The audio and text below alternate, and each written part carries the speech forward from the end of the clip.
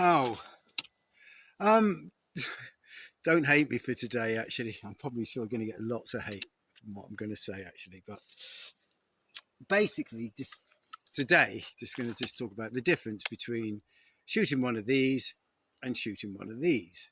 And one of these, by one of these, I mean self bows, basic bows, recurves, horse bows, anything like that that don't have any even a shelf on them to sort of like assist the thing. And I'll talk about that in a minute. Okay, but the difference between shooting one of these and a bow is, if I move that out of the way, a bow, takes a long time to actually get any good at. Really, you have to sort of like learn how to think. Whereas one of these, it's point and push.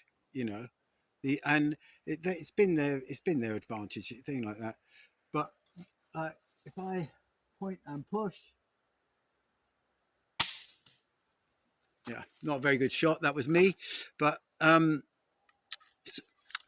load, pick up a bolt, point and push. And you can do this quite quickly and quite thing, and have quite a nice time with it. That's better. Yes. Anyway, that's a crossbow. You can, once it's loaded, it stays loaded, and you until you make your shot, you just press the trigger, and away it goes, or whatever the setup is. But with a bow, you the bow the difference between crossbow archery and bow archery is like this sort of bow archery is this becomes part of you in a funny sort of way, because you're connected to both hands. I've got the thing, and both hands feel the pressure, and so almost like it's a holistic thing that you actually get the bow, you get inside the bow, and you shoot the bow. Do you know what I mean? And it takes time to learn, but you grow into it, and it's so much more fulfilling, really, shooting a bow than it is shooting a crossbow. And which begs the question, and it does beg the question. You see these modern bows with let off whisker biscuits and sights on the bow and everything like that.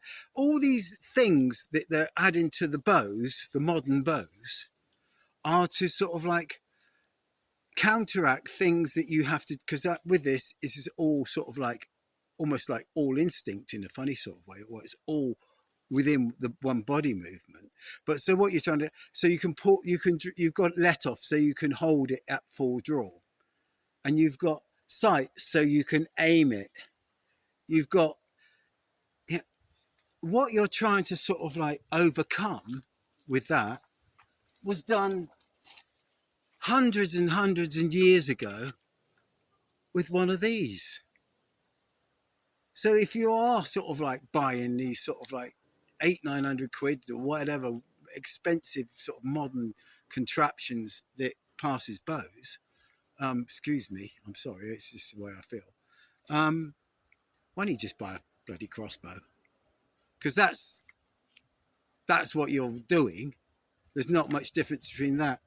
You know, you draw it so you get the let off so you can hold it.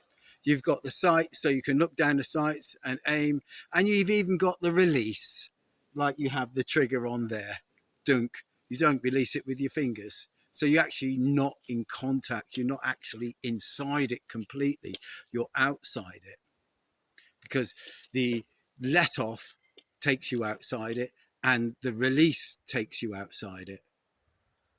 Anyway, that's my thought. So if you've got all one of those modern bows and you're into this modern bow hunting, and you've got all these things and you've got all that, you ever thought about buying a crossbow? That's my take from today. Okay, because the crossbow sorted all that out hundreds and hundreds of years ago. Peace, and enjoy your archery however you do it. I'm just a, you know, 2 sticks and a bit of string guy. Boom.